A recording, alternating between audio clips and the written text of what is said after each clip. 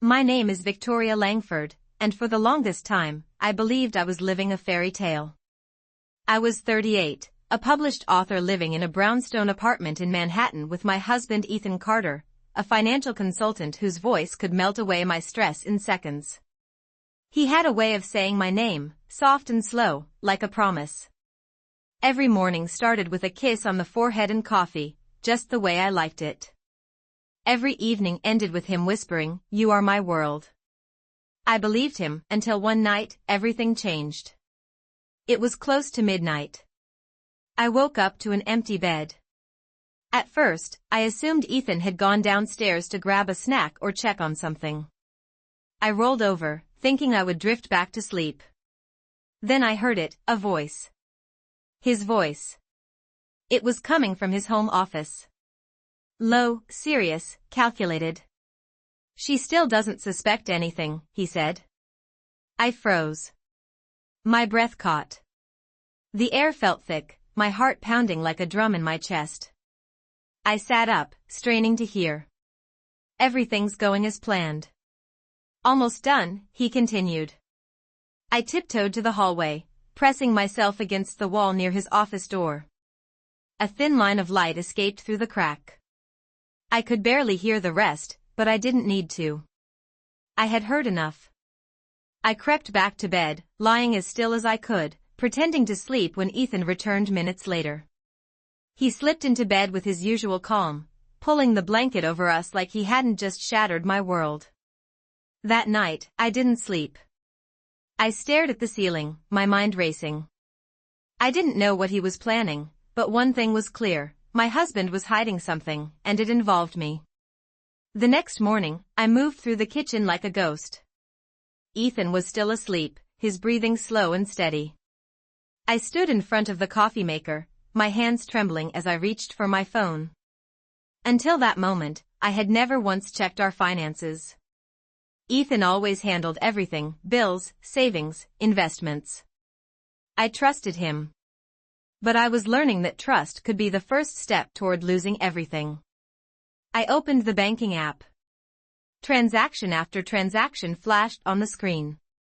$500 here, $1,000 there, $750, $2,000. Dozens of withdrawals over 3 months. Nothing huge on its own, but together they painted a very ugly picture. My hands gripped the edge of the counter as my stomach churned. Then, behind me, I heard Ethan's voice. "Checking the account this early." His tone was casual, but I caught the flicker of surprise in his eyes as he leaned against the doorway, rubbing the back of his neck. "Just being curious," I said, trying to sound nonchalant. "Some of these charges look unfamiliar." He walked over, poured himself a cup of coffee, and gave me a practiced smile. "Oh, those are just a few small investments. I must have forgotten to mention them." He took a sip without meeting my eyes. Something inside me snapped. It wasn't anger, not yet. It was something colder, sharper. I nodded slowly, pretending to accept his explanation. But now I was watching him, not with love, not with trust, but with clarity. Every casual shrug, every deflection was another crack in the image I had once believed in. That night, I noticed more. Ethan was on his phone constantly, always turning it face down, always stepping out to take calls.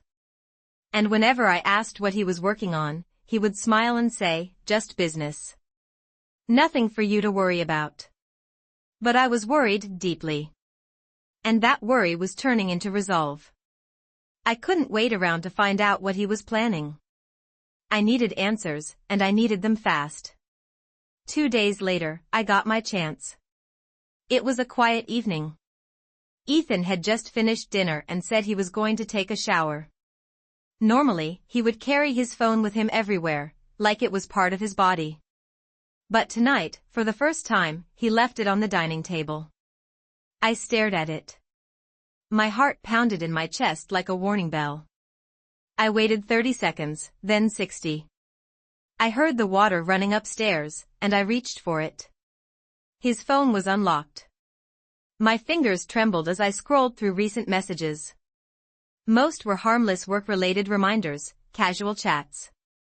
But then one message thread stood out. No contact name, just a number. The most recent message read, "Send her the Ilium files. Just make sure she stays in the dark." Almost done. I froze. I read it again. Ilium files. And make sure she stays in the dark. Who was her? Was it me? Was he sending someone something about me? My stomach churned. I placed the phone back exactly where he had left it, careful not to disturb anything. Then I walked to the kitchen, splashed cold water on my face, and tried to slow my breathing. The sound of the shower was still going. I had a few minutes, but I couldn't stop thinking. Ethan wasn't just lying. He wasn't just cheating. He was planning something big. And I was the target. Later that night, when he got into bed, he kissed my forehead like always. "You okay?" he asked, his voice soft. I nodded and smiled faintly, just tired. Inside, I was screaming. He didn't know I had seen the message. He still believed I was in the dark. That was his mistake, and I planned to use it. The next morning, as soon as Ethan left for work, I called Olivia Prescott. Olivia wasn't just my best friend from college, she was also a brilliant estate attorney. We had lost touch for a few years but reconnected last summer over coffee. I never imagined I'd be calling her like this. When she picked up, I didn't waste time. My voice shook as I told her everything, Ethan's late-night whispers, the hidden transactions, the message about the Ilium files. She listened quietly. When I finished, she asked one question, "How much money are we talking?" "Close to 500 million, I said. There was a pause. Then her voice came back, firm and clear. "Victoria, we need to move your assets now." I felt my knees weaken and sank onto the edge of the couch. "Are you sure?" I whispered. "Yes. If you wait, he'll make his next move. We'll create a trust in your name. It'll be legally protected. He won't be able to touch a dime." I swallowed hard. Everything I had worked for of apartment, savings, book royalties, investments, was on the line. "I'm in," I said. The next 72 hours were a blur of documents, signatures, and phone calls. Olivia worked like a machine. She brought in her team, and together we moved the apartment title into a trust, locked down the investment accounts, and shifted every asset under my personal legal protection. By the time Ethan got home on the third day, I had done what I never thought I would have to do to defend myself from the man I once trusted with my life. He walked through the door carrying takeout, wearing his usual charming smile. "Thought we'd have Thai tonight," he said cheerfully. I nodded and took the bag from his hand, keeping my face neutral. He had no idea everything had changed. The papers were signed, the money moved, the fortress built. He could try whatever he wanted, but he would never get near my assets again. And I wasn't going to warn him. Let him believe I was still asleep. Let him make the next move, because now I was ready. 4 days later, Ethan made his move. It was a Friday evening. He came home earlier than usual, dressed in one of his tailored suits. He looked calm, almost smug, as he set his briefcase down and sat across from me at the dining table. "We need to talk," he said, sliding a folder toward me. I didn't flinch. I opened it slowly, revealing the documents inside, divorce papers. "I think it's for the best," he continued, his voice rehearsed. "We've grown apart. I don't want things to become more painful." I looked up at him, keeping my face unreadable. "Really?" I asked. He hesitated just long enough for me to see the flicker of uncertainty behind his eyes. "Yes. It's better this way," he added. I took a breath and slid the folder back toward him. "Before we go any further, there's something you should know." His brows drew together. "What?" I leaned forward slightly, my voice calm, clear, deliberate. "I've already moved everything." He blinked, confusion crossing his face. What? The apartment, the accounts, the royalties, all of it. It's in a protected trust now. You can't touch it. The color drained from his face. What do you mean? I said, steady, you don't get to walk in here, hand me divorce papers, and walk away with half of my life. His jaw tightened, his hand clenched around the folder's edge. You can't do that. I already did, I replied, calm but firm. He stared at me for a long moment, searching for weakness. But I didn't give him one. You were right about one thing, I said quietly. Life is unpredictable. He pushed back from the table, rising slowly. We'll see each other in court, he said, voice cold and sharp. I smiled and stood. Then go ahead. Try it. He walked out of the room. For the first time in weeks, I exhaled. He knew I wasn't the woman he could manipulate anymore. I thought the worst was over. I was wrong. 3 days after Ethan stormed out, I noticed something strange at work, whispers, sidelong glances. Colleagues who usually greeted me warmly suddenly avoided eye contact. It wasn't paranoia. It was too consistent to be coincidence. Then my assistant, Rachel Morgan, walked into my office, her face pale, holding a printout. I think you need to see this, she said quietly. It was a screenshot from an anonymous online forum. A post titled, CFO hides funds during divorce using company money. Underneath was a paragraph accusing an unnamed executive of embezzling funds to protect herself in a divorce, implying criminal activity. In the comments, someone had made it specific. I know who it is. Victoria Langford, look into her. I felt the blood drain from my face. Ethan, he was behind this. I could feel it in my bones. He's trying to ruin me, I whispered. Rachel nodded solemnly. If this spreads, it could damage your reputation, or worse. I stood up, pacing the room. I had spent years building my name, my credibility. Every step of my career had been earned, no shortcuts, no favors. And now, one lie could tear it all apart. I need to call Olivia, I said, grabbing my phone. That evening, I sat across from Olivia at her office. I laid out what had happened, my voice shaking with a mix of fear and fury. This isn't just personal anymore, I said. He's trying to destroy me professionally. Olivia leaned back, fingers steepled. He's playing dirty, she said. Trying to force you into a settlement. He wants to scare you into giving up. I looked her dead in the eye. I'm not backing down. She nodded, already drafting a plan. First step, a cease and desist. If he pushed further, we'd sue for defamation and reputational harm. A small spark of hope ignited inside me. Ethan wanted to wear me down with lies, but he had underestimated one thing. I wasn't afraid of the truth. And I wasn't going anywhere. Just when I thought I had seen all of Ethan's tricks, he went even lower. 3 days later, Olivia called me into her office. Her tone was clipped, serious. He just filed a lawsuit, she said as I walked in. He's accusing you of financial fraud. My heart sank. What? He claims you illegally moved marital assets. He's alleging you embezzled funds from your joint accounts. I slumped into the chair across from her. He can't be serious. He is, Olivia said grimly. She slid a file across the desk. He's not alone.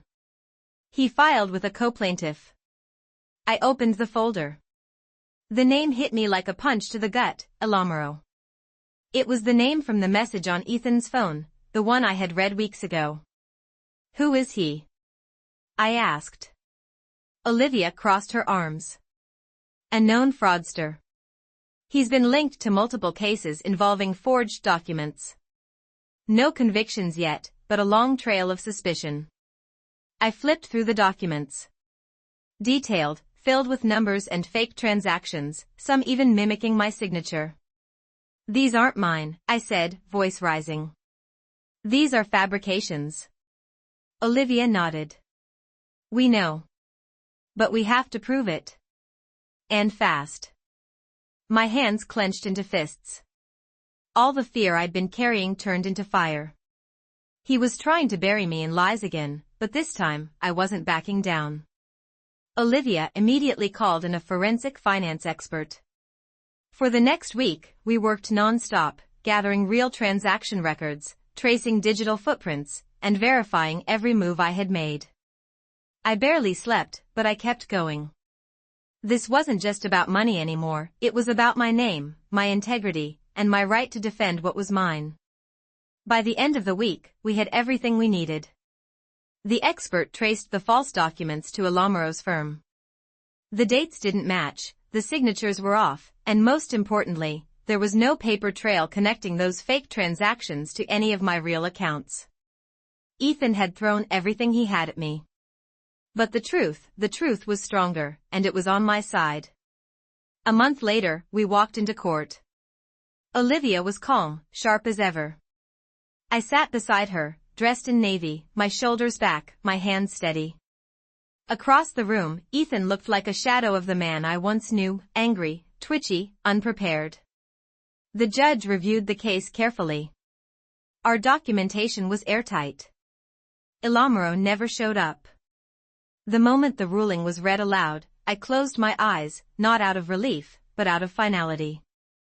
The court dismissed Ethan's claims, and he was denied access to any part of my trust. His defamation tactics backfired, and instead of winning anything, he was ordered to cover my legal fees. After the hearing, he tried to approach me in the hallway. You didn't have to do this, he said, voice low. I looked him straight in the eye. No, Ethan. You didn't have to do this. Then I walked away for good. In the weeks that followed, I picked up the pieces of my life slowly and carefully. I returned to writing. I took long walks in Central Park. I let the quiet replace the chaos. I didn't celebrate. I reflected, because victory doesn't always feel like joy. Sometimes it feels like peace after a storm. Sometimes it's just the absence of fear. I had learned something crucial through all of this. Trust is a gift, but control over your life is a right. No matter how loving someone seems, never hand over your power blindly. Know your worth. Protect your future. Be willing to act before it's too late. And if someone ever tries to break you with betrayal, stand. Stand and let the truth speak louder than revenge. Even after everything, I knew there were still battles ahead. Ethan hadn't given up, and Alamoro's involvement meant that more lies could surface at any time. But I was ready. I was stronger. I was no longer the woman he could manipulate. This was no longer just about survival, it was about reclaiming my life, my story, and my future. I had proven to myself that no one could take that from me even though the court had ruled in my favor. I knew the fight wasn't completely over. Ethan wasn't the type to give up easily, and Alamoro's shadow still hung over everything. Rumors had a way of spreading, and people in my professional circles could be swayed by lies if I wasn't careful. I had to stay vigilant, protect my reputation, and ensure that my life remained untouchable. I spent the next few days monitoring my accounts, double-checking every transaction, every asset. Olivia helped set up additional layers of protection, alerts, monitoring services, and secure communications. I felt safer, but the vigilance was exhausting. Every phone call, every email made my heart race until I recognized the sender. But I refused to let fear take over. This was my life, and I was determined to reclaim it completely. One morning, Rachel came into my office, looking more concerned than usual. Victoria, there's something you need to know, she said. She handed me a folder. Inside were copies of several online posts and social media messages. Someone was still trying to connect my name to Alamoro's fraudulent activities. The lies were subtle this time, planted carefully to create doubt without directly accusing me. I clenched my fists. The fight wasn't just over court victories, it was about perception now. If I didn't act, these whispers could damage years of hard work. I called Olivia immediately. "We need a strategy," I said, my voice steady despite the frustration. She nodded. We drafted statements, sent cease and desist notices, and flagged the posts. Every step had to be precise. There was no room for mistakes. It was exhausting, but I found strength in each small victory. Each post removed, each false rumor disproven, each protective layer added, it reminded me of how far I had come. I realized I wasn't just defending my assets or my career anymore. I was defending my identity, my power, my right to live without fear. By the end of the week, I felt a rare sense of calm. Ethan could still try, Alomro could still lurk in the shadows, but I was no longer the victim. I had prepared, protected, and reclaimed control. I had learned that life wasn't about avoiding battles, it was about facing them, fully armed with truth, clarity, and determination. And as I sat in my living room that evening, sipping tea and looking out over the city skyline, I finally allowed myself to breathe. I wasn't just surviving the storm anymore, I was beginning to master the skies above it. Part 6 focuses on Victoria solidifying her protections, handling lingering threats, and showing personal growth and resilience. The days that followed were quieter, but I never let my guard down. Ethan had been defeated in court, yet I knew he could still try to manipulate the narrative, even from a distance. Ilomro's name had faded from the headlines, but shadows of suspicion still lingered online. I had to remain vigilant, not just for myself, but for everything I had built. I focused on my writing, immersing myself in stories that reminded me of resilience, courage, and the power of choice. Each morning I woke with a renewed sense of purpose. Central Park became my sanctuary. Walking among the trees, feeling the wind on my face, I allowed myself to process what had happened. I reflected on the betrayal, the deception, and the fear, but also on the strength I had found in facing it all. Olivia and I continued refining my protections. Every asset, every account, every communication line was double-checked, leaving no room for surprise. Rachel's vigilance at work was invaluable. Together, we ensured that any attempt to tarnish my reputation was met immediately with facts, legal action, and precision. I had turned what was once my greatest vulnerability into an impenetrable shield. And then, one evening, as I sat by my window watching the city lights twinkle, I realized something important. I had not just survived. I had reclaimed my life. I was no longer the woman who trusted blindly.